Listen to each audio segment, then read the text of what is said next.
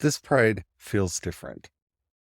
This pride isn't like the ones that we've had before, where we were free to party and celebrate and give in to the corporate overlords that just want to make money off of us. This pride, we are under attack. 500 bills have been put into legislatures to limit what trans people can do. Drag bans are proliferating across the country. And yeah, it looks like the courts may come to our rescue, but we can't rely on the courts. This year, pride needs to be a protest. And we're going to talk about that in this episode of Project Shadow. Can you hear me? I have something to say.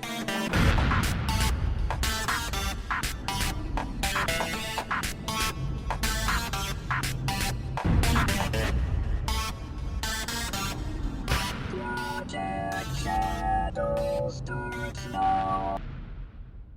I didn't really want to record this, but here we are. Hello, my name is Charlie, and I'm a non-binary sci-fi fantasy writer, and you can find more of my stuff over at projectshadow.com, which is actually where this podcast is now being hosted from. Hope everything is going well with the transition there. Yeah, I haven't been recording podcasts a lot lately, and a lot of that has to do with just everything going on.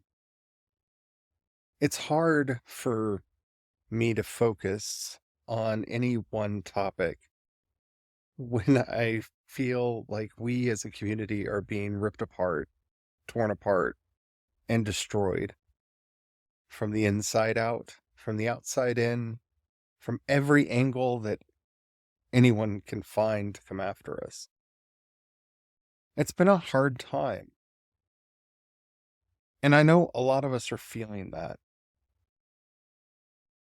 It started with all the mass shootings.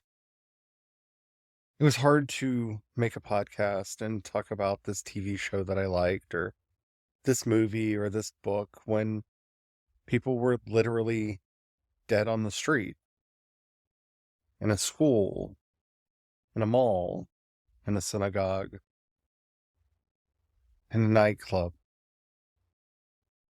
It was hard to bring that spirit and energy that I really like to have on this podcast and talk about all of the things that I love to talk about. With all of that going on, it felt frivolous, hollow, like I was somehow mocking the dead. So I said nothing. And then the attack on our rights started. And it was even harder to talk. In my state right now, it is illegal for me to transition. Illegal. I can't do it. The doctor would get in trouble. See, I'm autistic, and you can't provide gender-affirming care to autistic people. And nobody really knows what that means. Can I get laser hair removal? Is that gender-affirming care? Is it not gender-affirming care? Would it be gender-affirming care if I were not trans? What does that mean? What does any of that mean? And that's taken some time to think about and deal with. I don't feel safe going out of the house. I don't feel safe in the community. I can't afford to move. I can't afford to live anywhere else. I have too much debt from the business that needs to be paid off. But yeah, I don't know what to do. I don't know what to say. And that's been a big problem with the way that I've handled a lot of these issues over the years. I always wanted to have something to say. I always wanted to have an answer, something that I could offer that would make things better. And so I stayed quiet. And that silence is hurting. That silence is breaking me. Because now I have guilt. Now I have this overwhelming guilt that is washing over me because I haven't been saying as much as I want to. I have this guilt washing over me because I haven't done anything. And it hurts.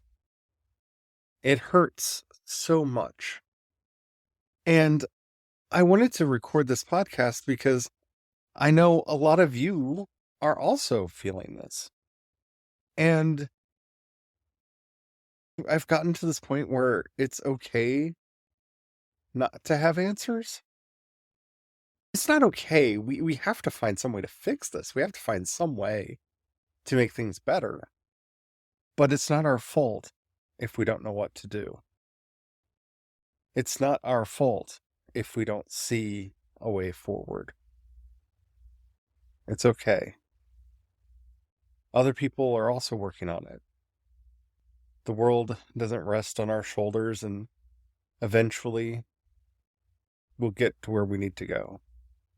Someone will figure it out. There's a lot of big brains out there struggling through these same issues and looking for the answers. So I have faith that we will get to a good place. And I know this sounds like a downer and a dark topic and a dark place to be in. And it is. I'm not going to lie. I'm not going to sugarcoat it. Because that's not going to help any of us. We have to accept what we can and cannot do. The one thing that I can't do anymore is remain silent. I don't know what that's going to look like. I don't know if you've been over to the new projectshadow.com lately, but I have been writing essays about art and protest and pride and the sense of hollowness that I have been struggling with. I've also been putting out stories over there. If you want to check out either the Shadow Phoenix Saga or Blinded Angels, they're both over there. But yeah, it's a struggle right now. And every time I talk to people, it's a struggle because they're feeling it too. But I think the real catalyst for recording this episode and the reason I am here talking to you all today is I was asked this week to give a talk about pride to a predominantly cisgender straight audience. And of course I said yes, because if I didn't do it, I didn't know who would. But it hurts. It hurts to talk. Not because the audience that I have or the people that I'm going to be talking to are anything other than accepting. But for so long, for so many decades, I have been in this loop. I feel like I'm in one of those episodes of Star Trek where they get caught in a time loop. And they've seen and noticed that they're in a loop, and they know that they're in a loop, but they don't know how to get out of the loop.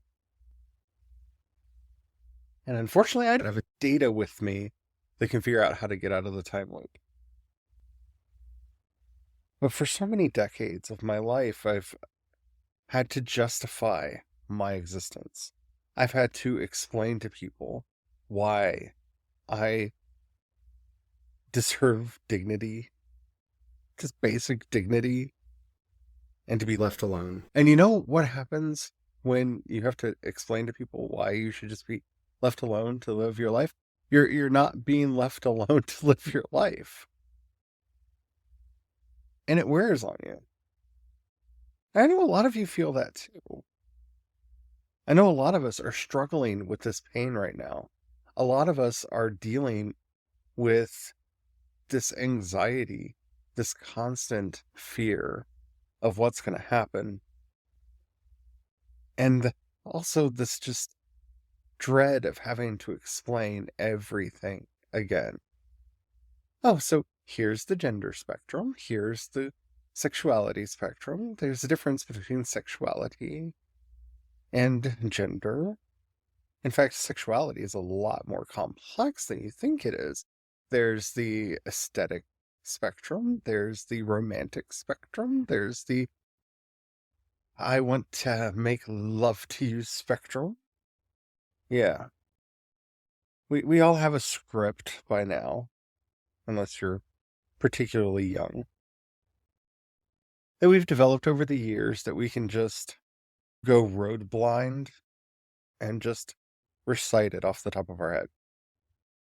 Just recite it. Just say the things that we know that people need to hear because we've had to say it so many times before.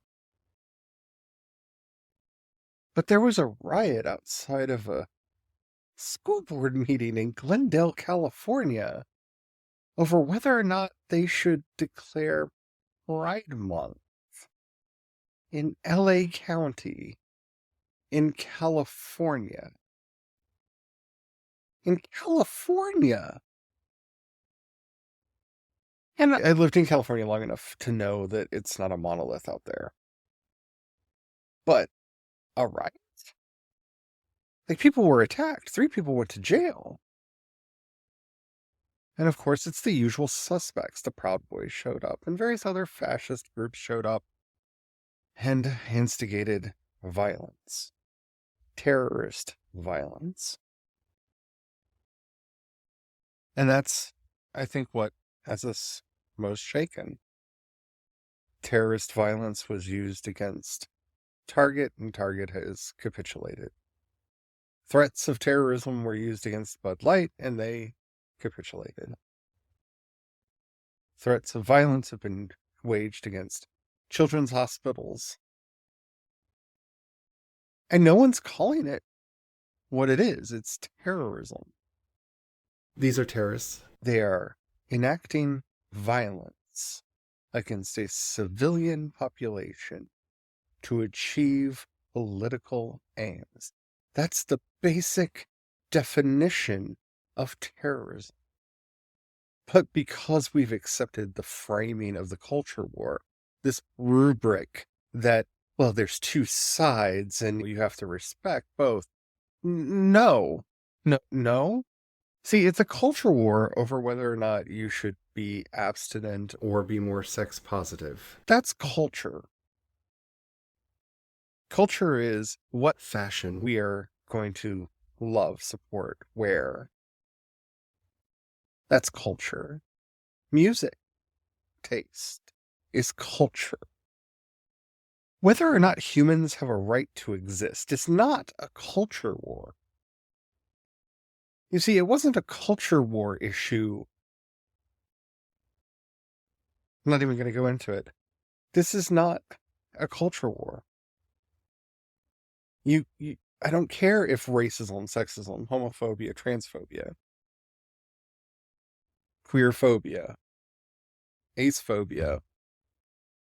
I don't care if any of these things are a part of your culture. It's not a culture war issue. It means that there are people that you should be listening to on both sides. And there aren't both sides to this issue. There aren't 2 sides to, I believe that these people have a right to exist, and I believe these people have to be eradicated.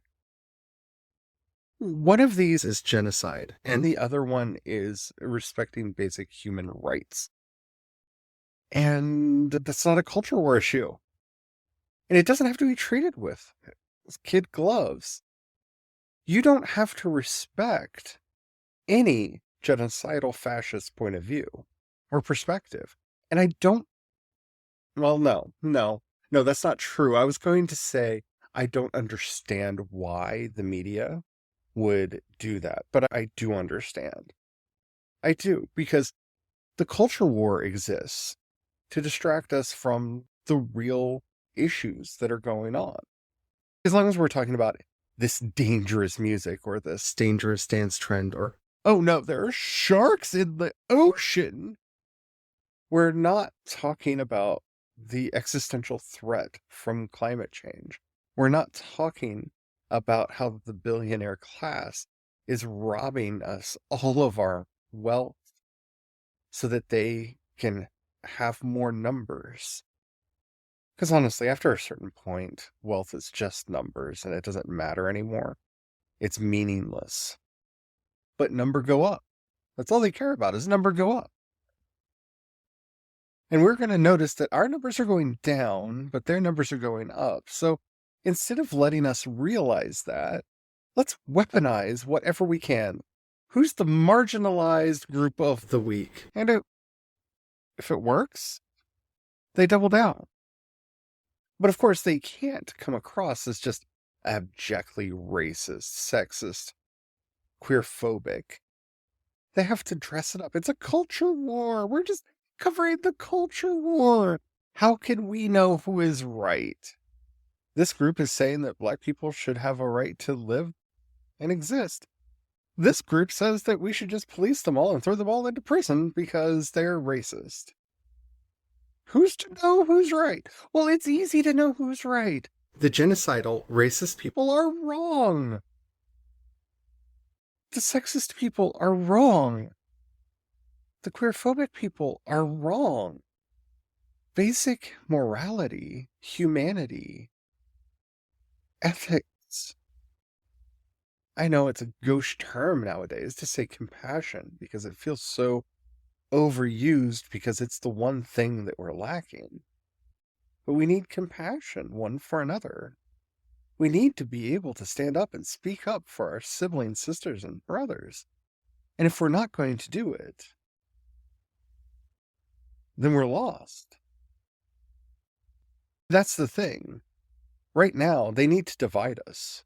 They need to divide us really hard. That's why Abigail Shrier wrote her book. And Joanna Rowling is doing all of the things that she can to make our lives a living hell internationally. It's pure evil. If you can divide women from queer people, then it's easier to take away both women's rights and queer rights. If you can divide people on race, then it's easier to take away the rights of the people that you don't want to have them. And that's the trick. That's the thing that's being done to us right now. Oh no, there's drag queen story hours where drag queens put on wholesome drag and basically play a clown and sit down and read kids a book. Maybe dance while lip syncing one of their favorite pop songs. Oh, how scary. But of course, they have to make it scary because if it's not, oh, we might notice what they're actually doing, what they're actually up to. And I know this sounds conspiratorial and it sounds like I've got my tinfoil hat firmly placed on top of my head. But it's the way it is. We have to stand up. We have to speak out. We have to realize that this is what they're doing. It's divide and conquer. It's the oldest book in the art of war. How to win against your enemy. Divide and conquer. Get the women scared of the gays. Get the men hating the women. Get the men hating the gays. Huzzah! Now you have an army of disaffected men who hate women so much that women can't stand to be in their presence, that are now upset that they can't have a woman. Oh, look, ready-made army! It's the oldest trick in the book. It's the oldest trick. It's the only trick that they have. And they're using it again, and they're using it successfully, and it infuriates me. But I feel like a broken record, because I say this all the time. And nobody listens, and nobody cares. We just move on. I'm not saying that you don't listen. I'm not saying that you don't care.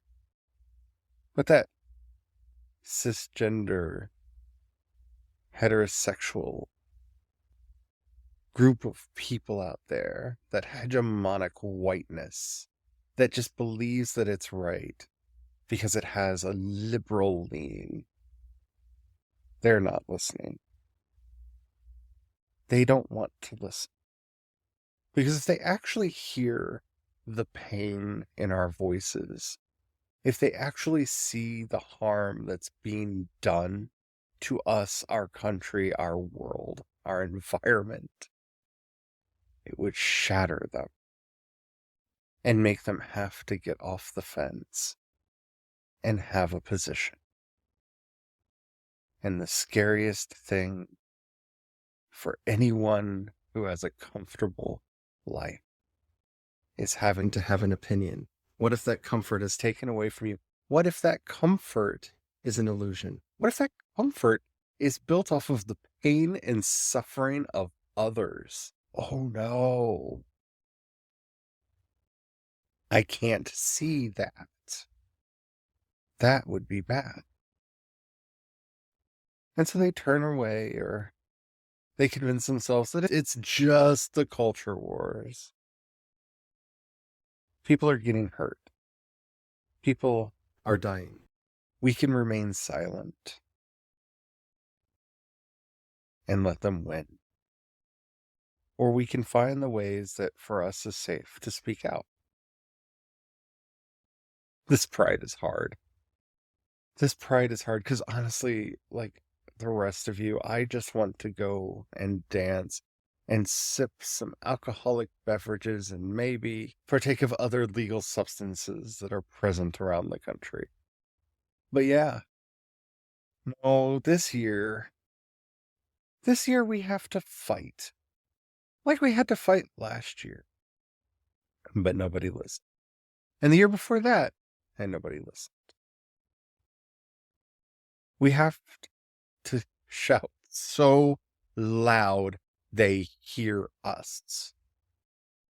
And maybe, just maybe, actually take the time to listen. And I'm going to be doing that in a couple different ways. One, I'm going to be doing this podcast again over on Substack. If you're hearing the sound of my voice, then you have already had your subscription moved over to Substack. So don't worry about that. You're good. But you can always go over there and subscribe. You'll get an email every time I post a new chapter of a story, a new essay, or a new episode of this podcast, The Non-Binary Writer, or any of the other things that I do. And yeah, maybe if you can, think about supporting me over there with either a monthly or an annual donation. I say donation, it's a subscription, but it really does help me carry on. Times are hard right now, and I know they're hard for all of us. If you can't afford it, don't do it. If you can only afford a one-time donation, check out my Ko-fi at ko-fi.com/CEDorset. But yeah, we're going to get through this. We're going to find a way through this. And I'm going to find a way to bring some joy back to my life and hopefully to yours. Yeah. We can't do this alone. We have to do it together. And that's the other nice thing about the Substack is you can join the chat over there and we can actually talk about things. Make plans. And you can tell me what stuff you'd like me to talk about on the podcast and the blog and everything else. All right. Thank you for listening. I hope you enjoy the podcast. And until next time. And I know I say this at the end of every episode, and hopefully now, with everything going on, you understand why. Don't forget to have the fun. Bye.